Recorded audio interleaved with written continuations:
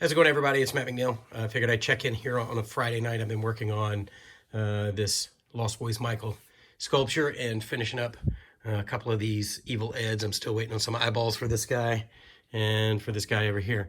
But the reason I wanted to come on is because with Michael, I've been thinking about his 5 o'clock shadow and what I can do to do that without just airbrushing, like kind of shading on. So somebody mentioned on the forum electrostatic flocking, and I'd never really even thought about it or heard of it. So I decided to do a little research. And thanks to our friends at Amazon, this thing showed up today. No, it's not a massager. It's actually a flocker. And this is flocking. And basically the technique that you employ is, actually my son is in here. What did I do with that nail holding? Here it is. So what you do is you take a metal nail or a pen or something metal and you stick it in whatever it is that you're flocking. And then there's an alligator clip right here. And you clip that to the nail that sticks in your material. Then you spread out some glue, and I was using rubber cement. I keep seeing that there's some glues that people recommend over other glues. This is what I had. I just decided to give it the old college try.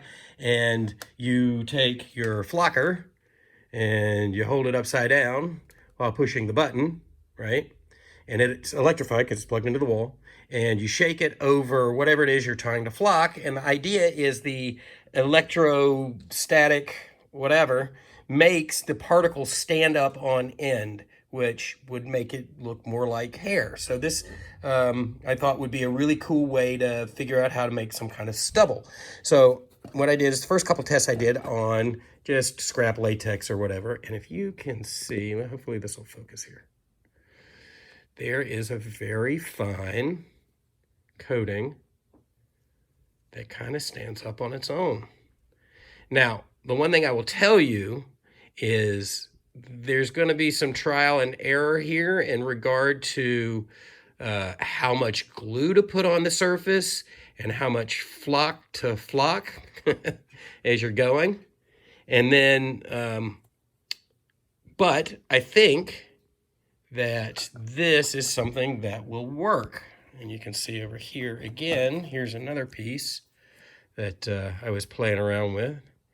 And now, the flock that I bought is kind of short, but I did that on purpose. You can see it right there. Because I want it to look like literally the minutest of 5 o'clock shadow, you know, like on his chin and on his upper lip, because that's where Michael has some of that shading, and there's some underneath his cheeks and whatnot in the reference picture that I'm using.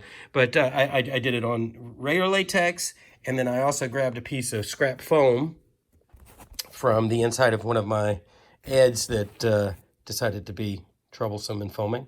But you could see right there, man, there is a very fine layer of hair that is growing out from the surface. And again, maybe there are better glues, maybe not, but the flocker was like 40 bucks, $39 or something, and the flocking was maybe 12 or 15.